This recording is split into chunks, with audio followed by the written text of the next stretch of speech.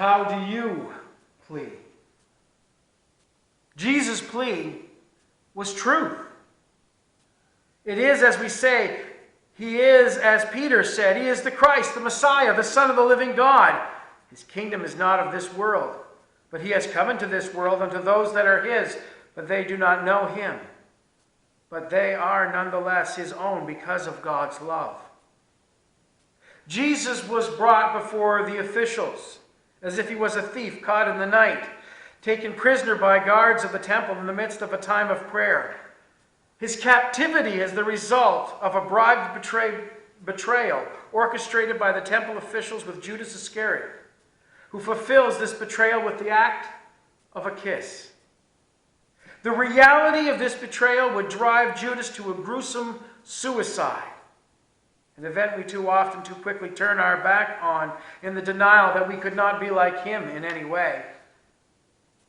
While Jesus is mocked and false witnesses are brought or bought to build a case against him and turn the court of public opinion against him, Simon Peter is outside in the courtyard denying the very one who he said he would love and stand by, even if it meant his own death. He does this 3 times or twice, depending on the gospel you're reading, before the cock crows on the day that would be the day of Christ's execution. And the high priest asks Jesus and says unto him, Art thou the Christ, the Son of the Blessed? And Jesus said, I am. And ye see the Son of Man sitting at the right hand of power and coming in the clouds of heaven. And with that, Jesus is brought before the justice of the land. For while the priests could bring the law against him, it was Pilate and Herod who could exact the authority and judgment upon him. They have little interests in the pleas of the priests or of the people, but theirs is the self-interest that calculates the value of Jesus in what they can get out of him. What favor or entertainment can they derive from this case?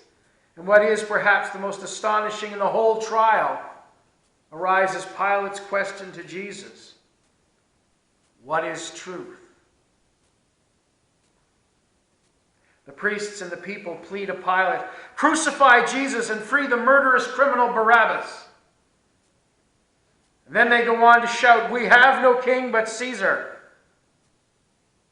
A blasphemy far more horrendous than anything Jesus was claiming. But it was for such sin that Christ would go to die. And even while Pilate would try and appease the crowd and the officials by having Jesus scourged to the edge of death, they still cried out, crucify him! Crucify him!